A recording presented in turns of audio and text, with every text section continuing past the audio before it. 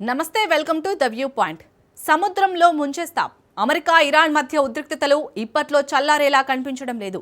శాంతి చర్చలు దాదాపుగా అటకెక్కిన వేళ ఇరు దేశాల మధ్య విభేదాలు అంతకంతకు పెరుగుతున్నాయి. అణ్వస్త్ర తయారీ ప్రణాళికలను వదులుకోవాలన్న అమెరికా అధ్యక్షుడు డొనాల్డ్ ట్రంప్ డిమాండ్కి టెహ్రాన్ ససేమిరా అంటుంది. తమ అణు క్షిపణి సామర్థ్యాలను జాతీయ సంపద తరహాలో కాపాడుకుంటామని ఇరాన్ సుప్రీం లీడర్ ముజ్తబా ఖమేనీ తాజాగా ఉద్ఘాటించారు. హార్ముజ్పై తమ నియంత్రణ కొనసాగుతుందని, అందుకోసం కొత్త నిబంధనలు తీసుకొస్తామని స్పష్టం చేశారు. పర్షియన్ గల్ఫ్ కు వచ్చే అమెరికన్లను సముద్రంలో ముంచేస్తామని హెచ్చరించారు. చమురు ధరలు భారీగా పెరుగుతుండటంతో ఒకంత ఒత్తిడి ఎదుర్కొంటున్న ట్రంప్ హార్ముజ్ ను తిరిగి తెరిచేందుకు కొత్త ప్రణాళికను ప్రతిపాదించారు. దాని ప్రకారం ఇరాన్ ఓడరేవుల దిగ్బంధనాన్ని అమెరికా కొనసాగిస్తుంది. అదే సమయంలో ఇంధన స్వేచ్ఛ ప్రవాహానికి విఘాతం కలిగించే ప్రయత్నాలకు టెహ్రాన్ భారీ మూల్యం చెల్లించుకోవాల్సి వచ్చేలా మిత్రపక్షాలను సమన్వయం చేసుకుంటూ చర్యలు చేపడుతుంది.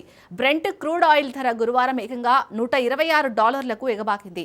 ఇరాన్లో పర్షియన్ గల్ఫ్ దినోత్సవాన్ని పురస్కరించుకొని ముజ్తబా ఖమేనీ రాతపూర్వక సందేశం విడుదల చేశారు. దేశం లోపల వెలుపల ఉన్న 9 కోట్ల మంది ఇరానియన్లు నానో టెక్నాలజీ, బయోటెక్నాలజీ నుంచి అణుక్షిపణి సామర్థ్యాల వరకు ఇరాన్ గుర్తింపు ఆధారిత ఆధ్యాత్మిక, మానవ, శాస్త్రీయ, పారిశ్రామిక, సాంకేతిక సామర్థ్యాలన్నింటినీ జాతీయ ఆస్తులుగా భావిస్తారు. వారు దేశ జలాలు, భూమి, గగనతలాన్ని ఎలాగైతే కాపాడుకుంటారో ఈ సామర్థ్యాలను అలాగే రక్షించుకుంటారు అని అందులో పేర్కొన్నారు. దేవుడి దయ వల్ల పర్షియన్ గల్ఫ్ ఉజ్వల భవిష్యత్తులో అమెరికా ప్రమేయం ఉండదు. హార్ముజ్ కోసం చట్టబద్ధమైన కొత్త నిబంధనలను మేం తీసుకువస్తాం. అవి గల్ఫ్ దేశాలకు ఆర్థికంగా లబ్ధి చేకూరుస్తాయి, ప్రాంతీయంగా శాంతిని నెలకొల్పుతాయి. హార్ముజ్ గల్ఫ్ చరిత్రలో సరికొత్త అధ్యాయం మొదలవుతుంది అని కూడా ముజ్తబా తెలిపారు. అమెరికాను పెద్ద సైతానుగా ముజ్తబా అభివర్ణించారు. పర్షియన్ గల్ఫ్లో అమెరికన్లకు పనేంటని ప్రశ్నించారు.